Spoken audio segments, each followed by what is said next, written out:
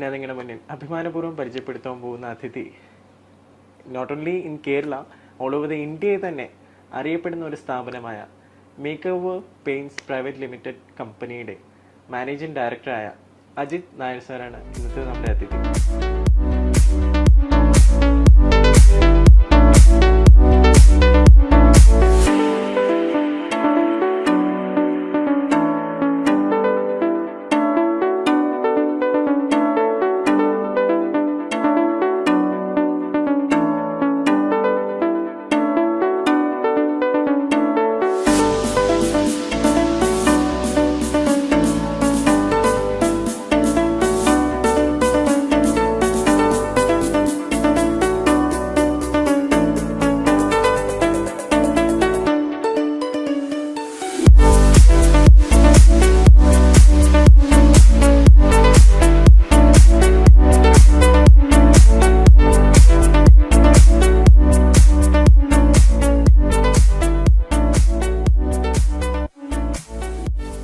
നമസ്കാരം സാർ. നമസ്കാരം. Thank you so much for giving us.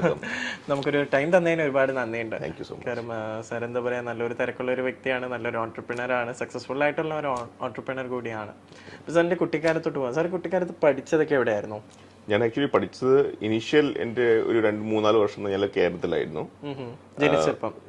ജനിച്ചു കഴിഞ്ഞിട്ട് കേരളത്തിലേക്ക് ഒരു 2-3 വർഷം എനിക്ക് പഠിക്കേണ്ടി വന്നു.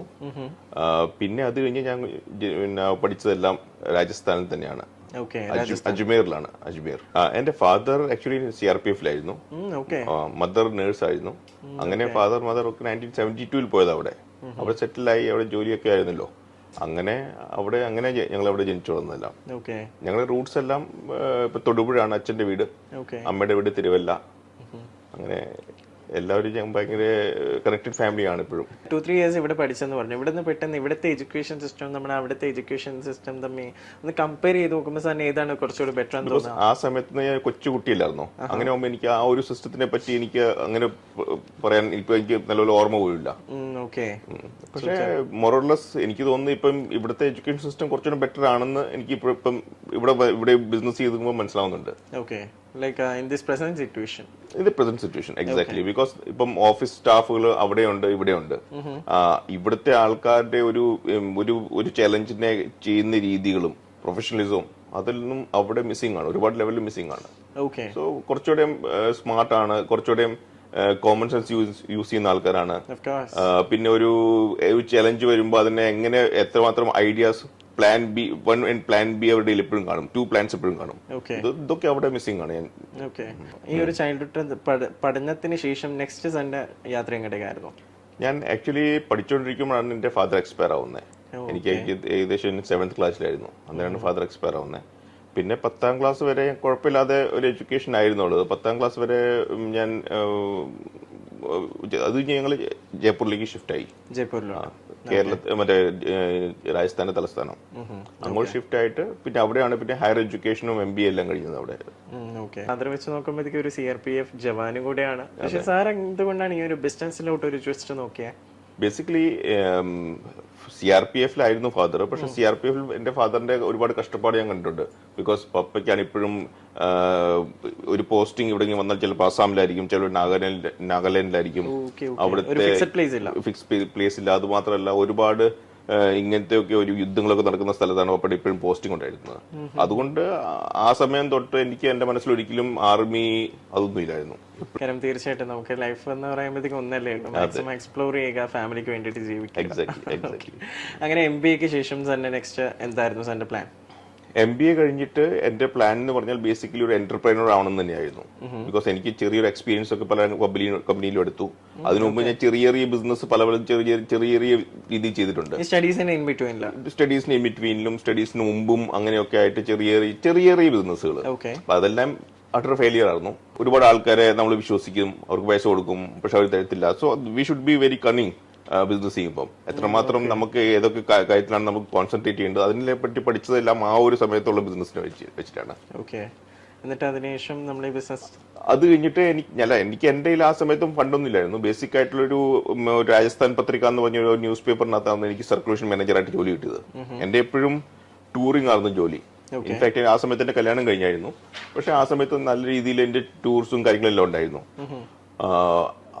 ചുരുക്കം പറഞ്ഞാല് എനിക്ക് ഒരു ബിസിനസ് ചെയ്യണമെങ്കിൽ എനിക്ക് കുറച്ച് പൈസ സേവ് ചെയ്യണം. അന്നേരം എന്റെ വീട്ടിലുള്ള എക്സ്പെൻസസ് കൊണ്ട് ഇപ്പം മമ്മി ആണെങ്കിലും ജോലി ചെയ്യുന്നതായിരുന്നു, നേഴ്സായിരുന്നു. പക്ഷെ എന്നാലും അത് വീട്ടിലുള്ള ഒരു എമൗണ്ട് വരുന്നതിനകത്ത് കൊണ്ട് ആ ബിസിനസ് ചെയ്യാൻ പറ്റില്ലെന്ന് എനിക്കറിയാം. അങ്ങനെ കുറച്ച് പൈസ സേവ് ചെയ്യും.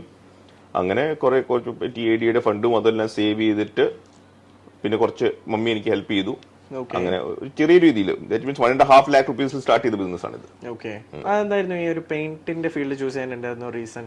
പെയിന്റിന്റെ ഫീൽഡ് ചൂസ് ചെയ്യാനുള്ള റീസൺ എന്ന് പറഞ്ഞാൽ ബിക്കോസ് നമ്മളിപ്പോ ഒരു ബിസിനസ്സുകാരനാവണമെങ്കിൽ ഒരു ബിസിനസ്മാൻ ആവണമെങ്കിൽ അതും സ്പെഷ്യലി മാനുഫാക്ചറിങ് ഒരു പ്രൊഡക്റ്റ് ഉണ്ടെങ്കിൽ നമുക്ക് MBA പഠിച്ച ഒരു പല പാരാമീറ്റേഴ്സ് നമ്മുടെ പോയിട്ടുണ്ട്. ഇപ്പൊ ഫീസിബിലിറ്റി എന്നാണ്, അല്ലെങ്കിൽ സ്കേലബിലിറ്റി എന്നാണ്, പ്രോഫിറ്റബിലിറ്റി, സ്കേലബിലിറ്റി എല്ലാം കൂടി കമ്പൈൻ ചെയ്തിട്ട് മാത്രം ബിസിനസ് ചെയ്താൽ മാത്രമേ അത് വലിയൊരു ലെവലിലേക്ക് കൊണ്ടുപോകാൻ പറ്റത്തുള്ളൂ. അതിനുവേണ്ടി സ്റ്റഡി ചെയ്തപ്പോൾ പല ബിസിനസ് നമ്മുടെ മുമ്പിലുണ്ട്. പക്ഷെ അതിലേക്കൊക്കെ പോകുമ്പോൾ ചിലതിനകത്ത് പ്രോഫിറ്റബിലിറ്റി കുറവായിരിക്കും, ചിലതിന്റെ സ്കേലബിലിറ്റി കുറവായിരിക്കും, അല്ലെങ്കിൽ പിന്നെ ചിലതിനെ നമ്മൾക്ക് അതിന്റെ കോറിൽ നിന്നാൽ മാത്രമേ ആ ബിസിനസ് ഡെവലപ്പ് ആവത്തുള്ളൂ. നമ്മൾ മാറി നിന്നാൽ ഡെവലപ്പ് ആവാൻ പറ്റില്ല. അങ്ങനത്തെ പല കാര്യങ്ങളെല്ലാം നോക്കിയിട്ട് ലാസ്റ്റിൽ എനിക്ക് കിട്ടിയിരുന്നതിൽ പെയിന്റ് ബിസിനസ് ആ സമയത്ത് ചെറിയൊരു രീതിയിൽ മെഷീനറി വെച്ചിട്ട് ചെറിയ രീതി സ്റ്റാർട്ട് ചെയ്യാൻ പറ്റും. അങ്ങനെ ഒരു ഐഡിയ കിട്ടി. അങ്ങനെ ഒരു കൺസൾട്ടന്റ് ഹയർ ചെയ്തു. അങ്ങനെയാണ് ഇതിലേക്ക് വന്നത്. അങ്ങനെയാണ് ഈ ഒരു ഫീൽഡ് വന്നത്. സ്പെഷ്യലി പെയിന്റ് ഫീൽഡിനകത്തും ഒരു ചെറിയൊരു സംഭവമാണ് ടെക്സ്ചർ പെയിന്റ് എന്ന് പറഞ്ഞത്. ഈ ടെക്സ്ചർ പെയിന്റ് ആണ് ഞാൻ സ്റ്റാർട്ട് ചെയ്തത്. അതിനാണ് സ്റ്റാർട്ട് ചെയ്തത്. ഒരു 300 kilograms per day ഉണ്ടാക്കുന്ന ഒരു മെഷീൻ ആയിരുന്നു. അത് വെച്ചാണ് ഞാൻ സ്റ്റാർട്ട് ചെയ്തത്. ഞാൻ തന്നെ ഉണ്ടാക്കും. ആ ഒരു ബേസ്മെന്റ് ഫാക്ടറിക്കകത്ത് ഞാൻ തന്നെ ലോഡ് ചെയ്യും. ഒരു one man show. Initially 1 man show. പിന്നെ സൈറ്റ് എടുക്കും, എന്റെ വാഗനാറിനകത്ത് കൊണ്ടുകൊടുക്കും, ആപ്ലിക്കേഷൻ ചെയ്യിപ്പിക്കും, അവിടെ തന്നെ നിൽക്കും കുറെ നേരം. അങ്ങനെയാണ് ഗ്രാജുവലി സ്റ്റാർട്ട് ചെയ്തത്. അപ്പം തീർച്ചയായിട്ടും നമുക്ക് ഒരുപാട് സ്ട്രഗിൾസും പല പ്രതിസന്ധികളും നമ്മൾ നേരിട്ടിട്ടാണ് നല്ല രീതിയിൽ. പക്ഷെ ആ ഒരു പ്രതിസന്ധികൾ ഇത്രയും വന്നിട്ടും സാർ നേരിടുന്ന സമയത്തും സാറിന് ആ പിടിച്ചു നടത്തിയ ആ ഒരു സ്ട്രെങ്ത് എന്നുള്ളത് എന്തായിരുന്നു? ബേസിക്കലി എനിക്ക് ഞാൻ ഡു ഓർ ഡൈ സിറ്റുവേഷൻ ആയിരുന്നു. ഈ ഒരു ചലഞ്ചസ് ഒക്കെ ഫേസ് ചെയ്തിട്ട് നമ്മുടെ നെക്സ്റ്റ് എപ്പോഴായിരുന്നു നമ്മൾ ഒരു സ്റ്റേബിളിലോട്ട് എത്തിയതാ? സ്റ്റേബിളിലേക്ക് എത്തുക പറഞ്ഞാൽ ഞാൻ ഏകദേശം ഒരു 5 to 6 years ആയപ്പോൾ ഞാൻ ഒരു സ്റ്റേബിൾ ലെവലിലേക്ക് എത്തിയായിരുന്നു. സ്റ്റേബിൾ എന്ന് പറഞ്ഞാൽ പിന്നെ ഗ്രോത്ത് സ്റ്റോറി ആയിരുന്നു കംപ്ലീറ്റ്. ദാറ്റ് മീൻസ് ആ സമയം ഗ്രാഫ് മേലോട്ട് മാത്രം. അതെ, ഫ്രം ദ ബിഗിനിങ് തന്നെ മേളിലേക്ക് ആയിട്ടുള്ളൂ. താഴേക്ക് പോകാൻ വേണ്ടിയുള്ള പല കാര്യങ്ങളും ഉണ്ടായിട്ടുണ്ട്. പക്ഷെ നമ്മൾ അതൊക്കെ കവച്ചു വെച്ചിട്ട് വേറെ രീതിയിൽ നമ്മൾ മുമ്പോട്ട് പോയിട്ടുണ്ട്. ശക്തമായിട്ട് നേരിട്ടു. അതെ. ആൾക്കാരും ഈ ബിസിനസ്സിലുള്ള ആൾക്കാരെ പ്രോപ്പർട്ടീസ് മേടിച്ചിടും. ഞാനത് മേടിച്ചിടാതെ ഞാൻ ആക്ച്വലി എന്റെ മെഷീനറീസ് അപ്ഗ്രേഡ് ചെയ്തുകൊണ്ടിരുന്നു, പ്രൊഡക്റ്റ് ക്വാളിറ്റി അപ്ഗ്രേഡ് ചെയ്തുകൊണ്ടിരുന്നു, R&D ഫെസിലിറ്റി ഉണ്ടാക്കി, പുതിയ ആൾക്കാരെ കെമിസ്റ്റിനെ കണ്ടിട്ട് അവര് ഇൻവൈറ്റ് ചെയ്തിട്ട്, ചിലവരൊക്കെ ഏഷ്യൻ പെയിന്റ്സിന് റിട്ടയർഡ് ആൾക്കാരായിരിക്കും, അവരെ കൊണ്ടുപോയിട്ട് അവർ ബാച്ച് ഉണ്ടാക്കിപ്പിച്ചു. അവര് പറയുന്ന അതൊക്കെ ഡെവലപ്പ് ചെയ്തു. അങ്ങനെയാണ് ഇതിലായത്. അങ്ങനെയാണ് നമ്മൾ ഇപ്പോഴത്തെ ഇത്രയും എന്താ പറയാ, നമ്മുടെ ഒരു മെയിൻ ഒരു സക്സസിന് മുന്നിലുള്ള സ്ട്രഗിൾ എന്ന് പറയുമ്പോൾ ഇതാണ്. ഇപ്പൊ നിലവിലെ നമ്മുടെ കമ്പനീനെ പറ്റി പറയുമ്പോൾ നമുക്ക് എവിടെയൊക്കെയാണ് നമ്മുടെ കമ്പനീസ് ഉള്ളത്? എന്തൊക്കെ കമ്പനീസ് ആണ് നമുക്ക് നിലവിലുള്ളത്? നമുക്ക് ഇപ്പം ബേസിക്കലി പറഞ്ഞാൽ make over paints is A parent company. Make over paints private limited main brand അതാണ്. പിന്നെ അതിനകത്ത് നമുക്ക് 2-3 ഡിവിഷൻസ് ആണ് ഉള്ളത്. ഇപ്പം ഒന്ന് വാട്ടർ പ്രൂഫിംഗ് ഡിവിഷൻ, അത് മിസ്റ്റർ ബുള്ളിന്റെ പേരിലാണ്.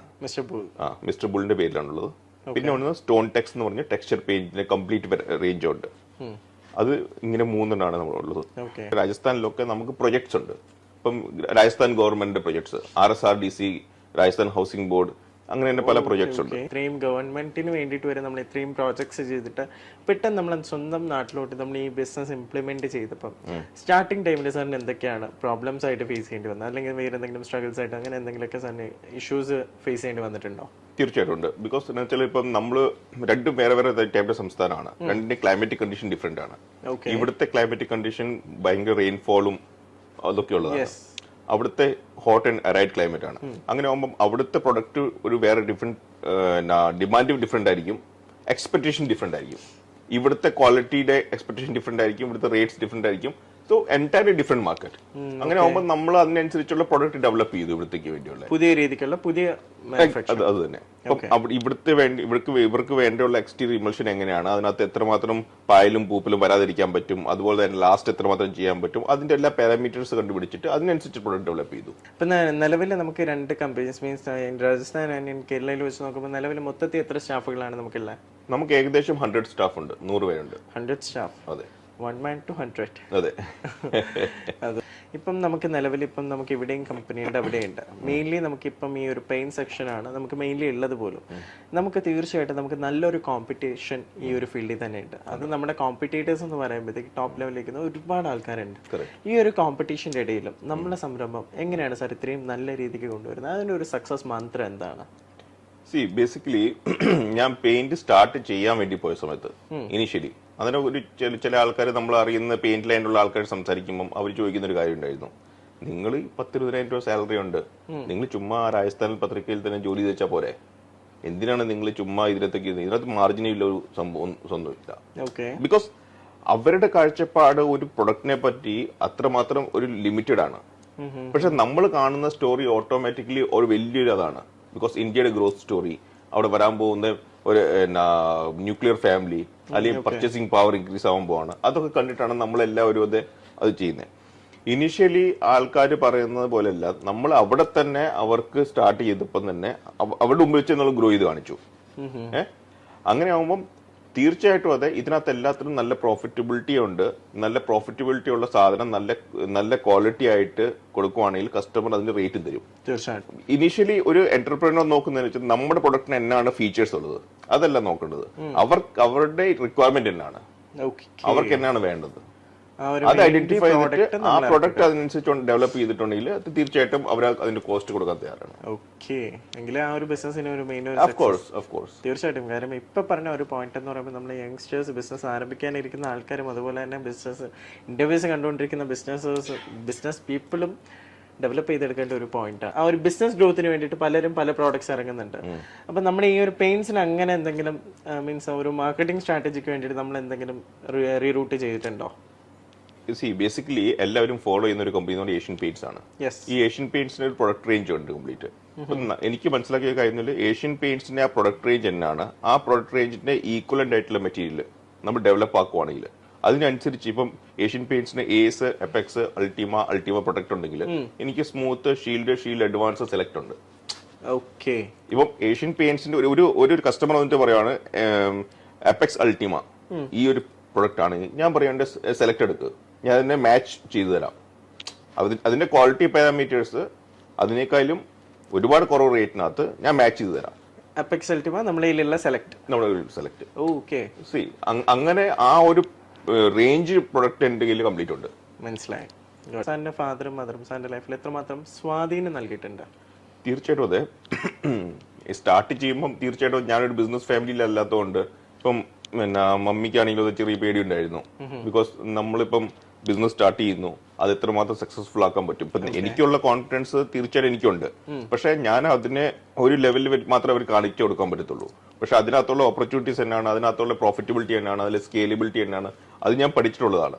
പക്ഷെ മമ്മിക്ക് അല്ലെങ്കിൽ എന്റെ റിലേറ്റീവ്സിനോട് എനിക്ക് പറഞ്ഞ് മനസ്സിലാക്കാൻ പറ്റത്തില്ല. തീർച്ചയായിട്ടും. പക്ഷെ അത് പയ്യെ ഗ്രാജുവലി നമ്മൾ ചെയ്യുമ്പം, നമ്മൾ ചെറിയ രീതിയിൽ സക്സസ് കാണുമ്പം, അത് അവർ കാണുമ്പോൾ അവർക്ക് മനസ്സിലാവും ഇനി എന്റെ മോൻ ചിലപ്പം കുറച്ചുകൂടെ നല്ല ലെവലിൽ എത്തുമായിരിക്കും. ഫാദറിന്റെ പേര് രാമകൃഷ്ണൻ നായർ. അമ്മയുടെ പേര് ഓമന. അതുപോലെ തന്നെ പ്രത്യേകിച്ച് ഒരു ബിസിനസ്മാന്റെ ലൈഫിൽ എന്ന് പറയുമ്പോൾ അവരുടെ മറ്റൊരു സപ്പോർട്ട്, അവരുടെ മേജർ ബാക്ക് ബോൺ സപ്പോർട്ട് എന്ന് തന്നെ പറയുന്ന അവരുടെ ജീവിത പങ്കാളിയുടെ ഒരു സപ്പോർട്ടാണ്. സാറിന്റെ ലൈഫിൽ സാറിന്റെ വൈഫ് എത്രമാത്രം സപ്പോർട്ട് സാറിന് നൽകിയിട്ടുണ്ട്? എനിക്ക് നല്ല രീതിയിൽ സപ്പോർട്ട് നൽകിയിട്ടുണ്ട്. ബിക്കോസ് ഇനിഷ്യൽ സമയത്ത് തന്നെ ഇഷ്യൂ എന്ന് പറയുമ്പോൾ നമുക്ക് ഫണ്ട് ഇഷ്യൂ ഉണ്ട് എപ്പോഴും. അങ്ങനെ ആകുമ്പോൾ നമുക്ക് അവർക്ക് ബേസിക് ആയിട്ട് ഇനിഷ്യൽ ലെവലിൽ ഇപ്പൊ എന്റെ ആ സമയത്ത് കല്യാണം കഴിഞ്ഞിട്ടുള്ളൂ. കല്യാണം കഴിഞ്ഞിട്ട് അടുത്ത വർഷമാണ് കമ്പനി രജിസ്റ്റർ ചെയ്യുന്നത്. അതിന്റെ പിറ്റേ വർഷമാണ് ഞാൻ സ്റ്റാർട്ട് ചെയ്യുന്നത്. അങ്ങനെ ആ സമയത്തുള്ള അവർക്ക് വേണ്ട കാര്യങ്ങൾ നമുക്ക് ചെയ്യാൻ പറ്റില്ല. ബിക്കോസ് അവർക്കൊരു എക്സ്പെക്ടേഷൻ ഉണ്ട്, കറങ്ങാൻ പോകണം, അല്ലെങ്കിൽ എക്സ്പെക്ടേഷൻ ഉണ്ട് ഒരു മൂവി കാണാൻ പോകണം. പക്ഷെ ഞാനൊരു ബിസിനസ്മാൻ ആകുമ്പോൾ എനിക്ക് ബേസിക് ആയിട്ടുള്ള അമൗണ്ട് പോലും ചിലപ്പോൾ ചില സമയത്ത് കാണണമെന്നില്ല. അന്ന് തൊട്ട് ഇന്ന് വരെ എല്ലാ രീതിയിലും സപ്പോർട്ട് മമ്മിയുടെ ഉണ്ട്, പിന്നെ വൈഫിന്റെ ഉണ്ട്. അതുപോലെ തന്നെ എനിക്കൊരു അനിയനുണ്ട്. എന്തെങ്കിലും കാര്യമുണ്ടെങ്കിൽ ഞാൻ ഡിസ്കസ് ചെയ്യും പുള്ളിയോട്. ഓരോ കാര്യങ്ങൾ പറയും. ഓക്കെ, അങ്ങനെ ആകുമ്പോൾ ഷെയറിംഗ് ഉണ്ട്, 100% ഷെയറിംഗ് ഉണ്ട്. അതിപ്പം 5 ദിവസം കൂടുമ്പോൾ ഒരു പ്രാവശ്യം ആയിരിക്കും, പക്ഷെ I use to communicate with him. അങ്ങനെ ആകുമ്പോൾ ഒരു ഗൈഡൻസ്, ഇപ്പൊ നമ്മളൊരു പ്രൊജക്ട് ഇടാൻ പോവാണ്, അല്ലെങ്കിൽ പുതിയൊരു മെഷീനറി മേടിക്കാൻ പോകണേ അവനോട് സംസാരിക്കും. അവൻ yes or no, if and but എല്ലാം ചോദിക്കും. അങ്ങനെയാണെങ്കിൽ അവിടെ ഒരു മീൻസ് അവർക്ക് വേണ്ടിയിട്ട് ഒരു ഓപ്പർച്യൂണിറ്റി, മീൻസ് അവരുടെ ഒരു ആൻസറിന് വേണ്ടിയിട്ടുള്ള ഒരു സ്കോപ്പ് നമ്മൾ അവിടെ വിടുന്നുണ്ട്. തീർച്ചയായിട്ടും നമ്മൾ അവരോട് പറഞ്ഞിട്ട് ഇപ്പം ഒരു എന്തെങ്കിലും ബേസിക് ആയിട്ടുള്ള ചെറിയ ഇഷ്യൂ പോലും ഉണ്ടെങ്കിൽ നമ്മൾ സംസാരിക്കാറുണ്ട്. ഓക്കെ. ആൻഡ് ബ്രദറിന്റെ പേരെന്തായിരുന്നു? അജയ് നായർ. അജയ് നായർ. ഓക്കെ. പിന്നെ അതുപോലെ വൈഫിനെ കുറിച്ച് പറഞ്ഞു, വൈഫിന്റെ പേര് സന്ധ്യ മേനൻ. സന്ധ്യ. പുള്ളിക്കാരി നാട്ടിലെവിടെയാണ്? സന്ധ്യ ജനിച്ചുകൊള്ളുന്നെല്ലാം ജയ്പൂരിലാണ്, പക്ഷെ അവരുടെ വീട്ടുകാർ, ദാറ്റ് മീൻസ് അവരുടെ ഒക്കെ വീട് കണ്ണൂരാണ്. Okay okay. സോ മക്കൾ എത്ര പേരാണ്, എന്തൊക്കെ ചെയ്യുന്നു? മക്കള് 2 പേരുണ്ട്. ഒന്ന് ദിയ ഇപ്പൊ 11th-ലാണ്, മോൻ വേദാന്ത് 3ാം ക്ലാസ്സിലാണ്. സാറിന്റെ ലൈഫിൽ കോവിഡ് എങ്ങനെയൊക്കെയായിരുന്നു അഫക്ട് ചെയ്തിട്ടുണ്ടായിരുന്നത്? നമുക്ക് നല്ല രീതിയിൽ എഫക്ട് ചെയ്തിട്ടുണ്ട്. ബിക്കോസ് എന്താ വെച്ചാൽ നമ്മളിപ്പം ഒരു ഗ്രോത്ത് സ്ട്രാറ്റജിയിലേക്ക് പോകുമ്പോൾ നമ്മൾ ഒരുപാട് കാര്യങ്ങൾ ലോൺസിലായിരിക്കും വരുന്നത്. ഇപ്പം എനിക്ക് എല്ലാം കൂടിയിട്ട് 10-12, ആ സമയത്ത് 10-12 വണ്ടി ഉണ്ടായിരുന്നു.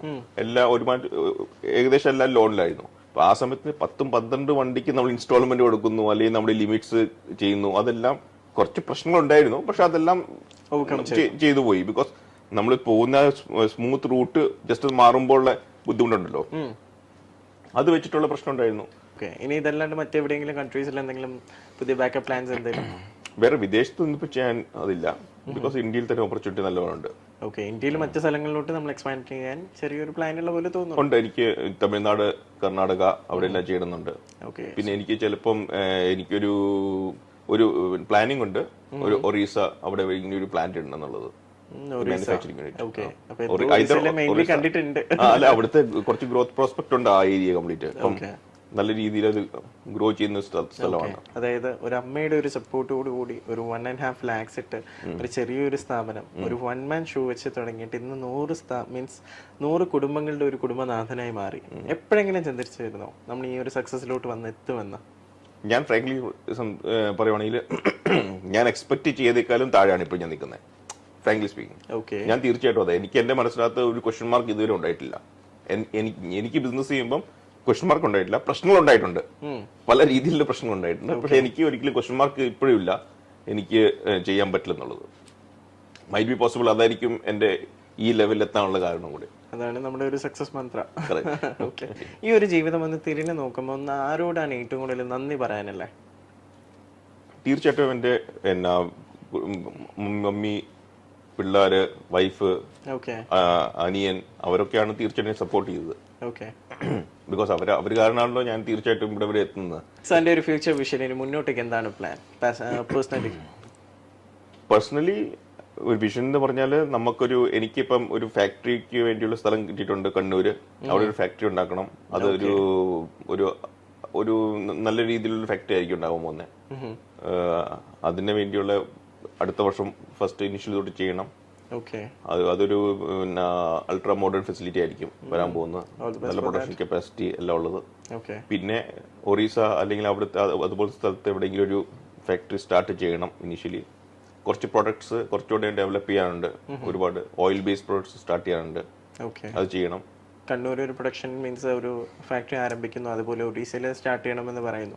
കാര്യം ഇതൊക്കെ സ്റ്റാർട്ട് ചെയ്യുമ്പോഴത്തേക്കെന്ന് പറയുമ്പോൾ ആ ഒരു പേഴ്സണൽ ബെനിഫിറ്റ് നമ്മുടെ പോക്കറ്റിലോട്ടല്ല വരുന്നത്, നമ്മൾ ത്രൂ ഒരുപാട് ആൾക്കാർക്ക് ജോലി കിട്ടുകയാണ് ചെയ്യുന്നത്. അതാണ് ഏറ്റവും വലിയൊരു ദൈവ അനുഗ്രഹം. ഇപ്പം അബ്ദുൽ കലാം പറഞ്ഞ പോലെ എന്റർപ്രൈനർ ഉണ്ടെങ്കിൽ മാത്രമേ എംപ്ലോയ്മെന്റ് ക്രിയേറ്റ് ചെയ്യാൻ പറ്റത്തുള്ളൂ. അല്ലെങ്കിൽ പിന്നെ എന്നാ വെച്ചാൽ ഓരോ കമ്പനീസും മോണോപോളിസ്റ്റിക് ആയി മാറും. പക്ഷെ അതിനെയൊക്കെ ബ്രേക്ക് ചെയ്തിട്ട് കുറച്ച് പാർട്സ് വേറെ ചെറിയ കമ്പനി ചെയ്യുമ്പോൾ അവിടെ കിട്ടുന്ന ജനറേറ്റ് ആവുന്ന എംപ്ലോയ്മെന്റ്സ് ആ ലെവലായിരിക്കും. എന്തായാലും thank you sir, thank you so much. കാരണം ഈ ഒരു ഫാമിലി ടൈമിന്റെ ഇടയിലും നമുക്ക് വേണ്ടിയിട്ട് ഈ ഒരു ടൈം തന്നതിന് ഒരുപാട് നന്ദിയുണ്ട്. പിന്നെ സാർ ആഗ്രഹിച്ച പോലെ വരുന്ന ഫ്യൂച്ചർ വിഷനും ഫ്യൂച്ചർ വെഞ്ചേഴ്സിനും എല്ലാത്തിനും ദൈവം തമ്പുരാൻ കൊടുത്തു നൽകട്ടെ. ഞാനും ദൈവത്തോട് വേണ്ടുകയാണ്. Thank you so much. All the best. Thank you so much.